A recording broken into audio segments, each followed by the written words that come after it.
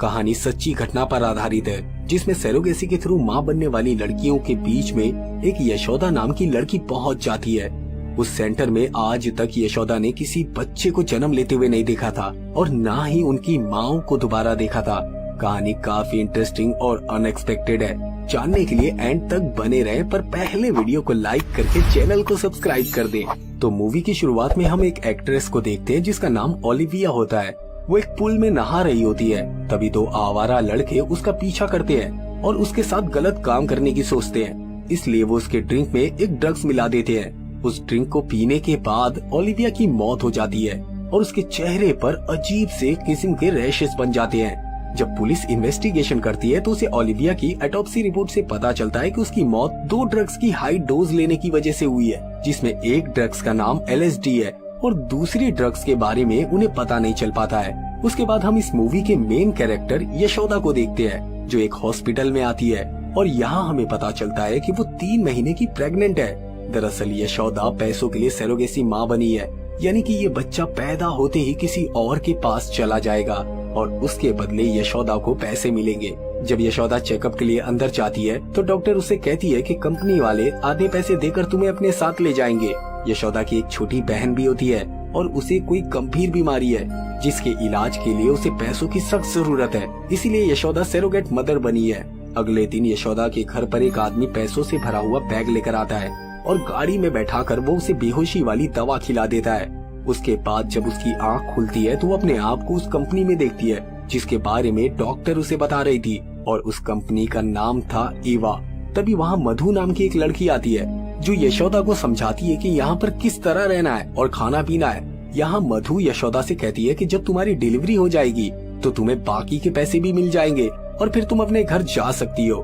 दूसरी तरफ एक डॉक्टर पुलिस ऑफिसर ऋषि को रिपोर्ट देते हुए कहता है कि शिव की मौत तो दम घुटने से हुई है। तब ऋषि कहता है कि शिव की मौत तो ब्लास्ट होने की वजह से हुई है। यहाँ ये लोग जिस शिव की बात कर रहे हैं उसकी मौत उसी दिन हुई थी जिस दिन यशोदा को उस कंपनी वाले लोग लेकर जा रहे थे, लेकिन शिव की मौत कार में ब्लास्ट की वजह से हुई थी। उसके साथ आरुषि नाम की मॉडल भी थी। तब डॉक्टर ऋषि से कहता है कि कार में ब्लास्ट तो हुआ था, लेकिन कार में एयरबैग काम ना करने की वजह से शिव की मौत हुई थी। अब ये सारी बातें ऑफिसर ऋषि कमिश्नर को बताता है। कमिश्नर कहता है कि मीडिया को बुलाकर हमें इस केस को बंद कर देना चाहिए, लेकिन ऋषि उन्हें ऐसा करने से मना करता है और कहता है कि मुझे थोड़ा और टाइम दीजिए, मैं शिव की मौत का सच जानकर ही रहूंगा और मुझे इस केस के लिए किसी एक्सपर्ट की जरूरत भी पड़ेगी। मेरी नजर वासुदेव सर पर है जो पुलिस को ट्रेनिंग देते हैं। फिर कमिश्नर ऋषि को ये परमिशन दे देता है। दूसरी तरफ सुधा नाम की एक वार्डन यशोदा को स्कैनिंग के लिए लेकर जाती है। स्कैनिंग रूम में गौतम नाम का एक डॉक्टर होता है जो वहाँ मौजूद सरोगेसी मदर बनी लड़कियों की स्कैनिंग करता है। धीरे धीरे यशोदा और गौतम एक दूसरे को पसंद करने लगते हैं। एक दिन जब सभी सरोगेट मदर खाने की टेबल पर होती हैं, तो वो सभी अपना एक दूसरे से इंट्रोडक्शन करवाती है। किसी का 8वां महीना चल रहा है तो किसी का 6ठा महीना चल रहा होता है, जिनके नाम तेजू, लीला, काजल और जेनी होते हैं। शुरू में तो यशोदा उनके साथ कंफर्टेबल नहीं हो पाती है, लेकिन बाद में उन सभी की दोस्ती हो जाती है और वो एक साथ रहने लगती है। एक दिन तेजू यशोदा की रैगिंग के लिए जोन 2 से सिगरेट की डिब्बी लाने को कहती है, क्योंकि जोन 2 में किसी भी पेशेंट का जाना मना था। तेजू ने तो ये सब मजा लेने के लिए कहा था, लेकिन जब यशोदा जोन 2 में जाती है तो वहाँ का सिक्योरिटी ऑफिसर यशोदा को देख लेता है और वो उसे वार्न करने लगता है। तभी वहाँ डॉक्टर गौतम भी आ जाता है और वो यशोदा को वहाँ से बाहर ले जाता है और उसे समझाता है कि यहाँ पर सिर्फ डॉक्टर और स्टाफ के लोग ही आ सकते हैं, पेशेंट का यहाँ आना सख्त मना है। उधर वासुदेव सर शिव रेड्डी की कार को देख के बताते हैं कि ये एक प्री प्लान मर्डर था, क्योंकि कार के सारे एयरबैग में केमिकल को इंजेक्ट किया गया था। फिर वासु सर कहते हैं कि हो सकता है ये मर्डर शिव के साथ बैठी मॉडल के लिए हो, क्योंकि अगर वो सिर्फ शिव को मारना चाहते थे तो वो कुछ दिन पहले भी अकेले सफर कर रहा था।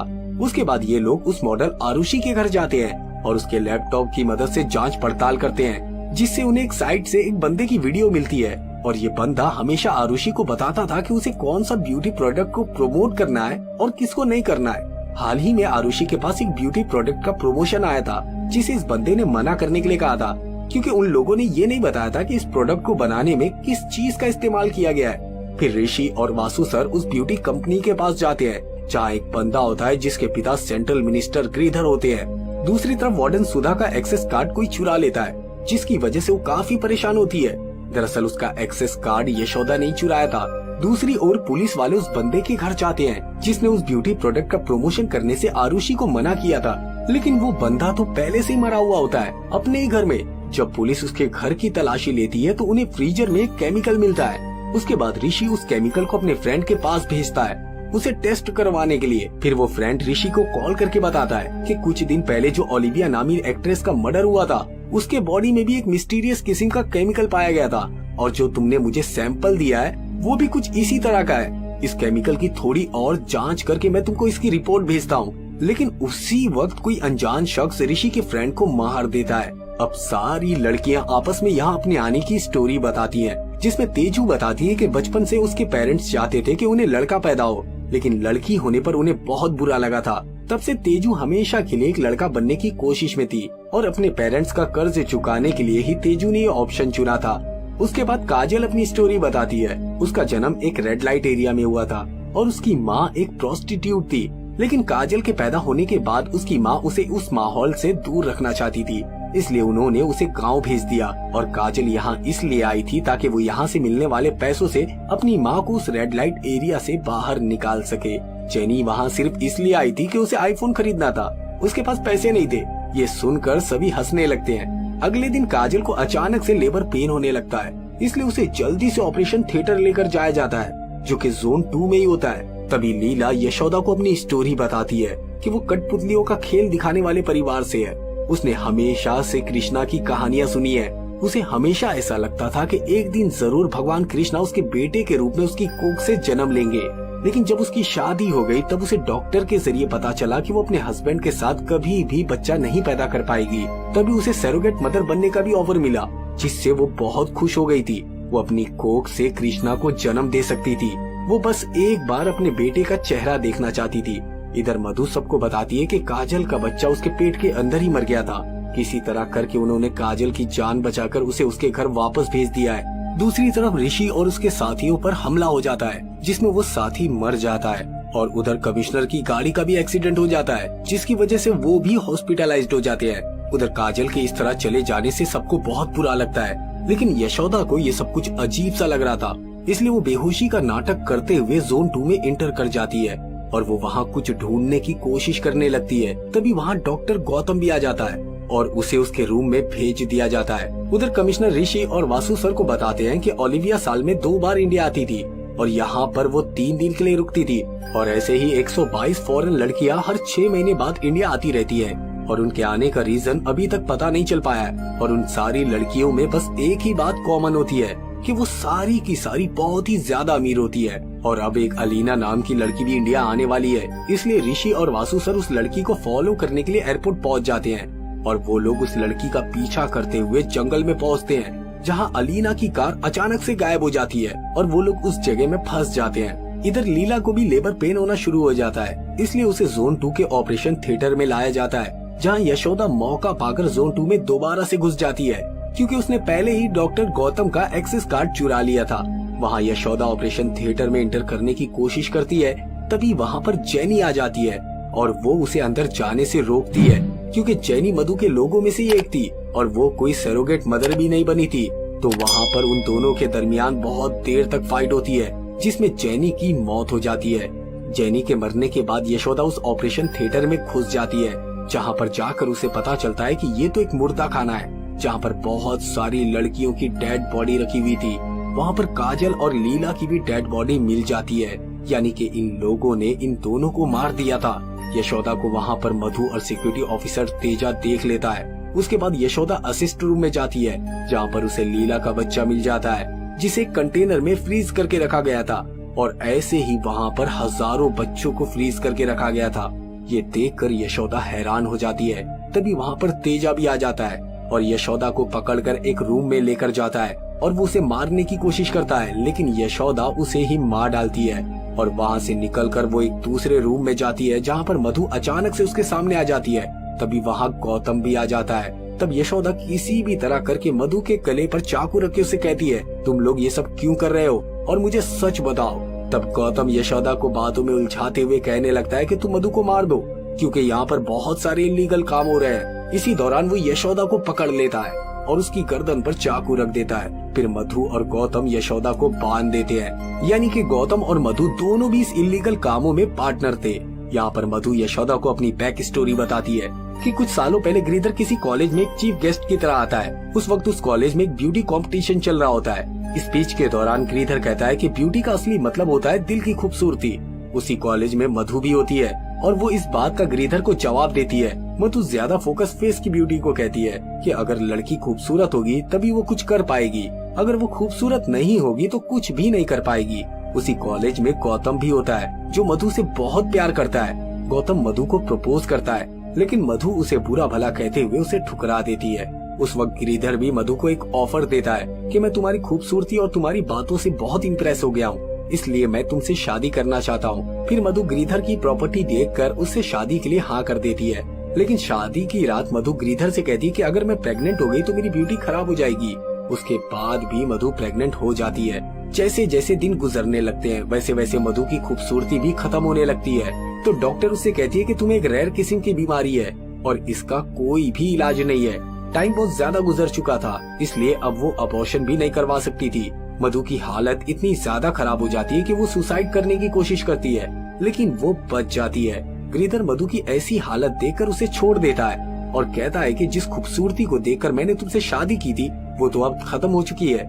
उसी दौरान गौतम मधु के पास आता है और कहता है कि मधु मैं तुम्हें फिर से खूबसूरत बना सकता हूँ, लेकिन मेरी एक शर्त है, तुम्हें हमेशा मेरे साथ ही रहना होगा।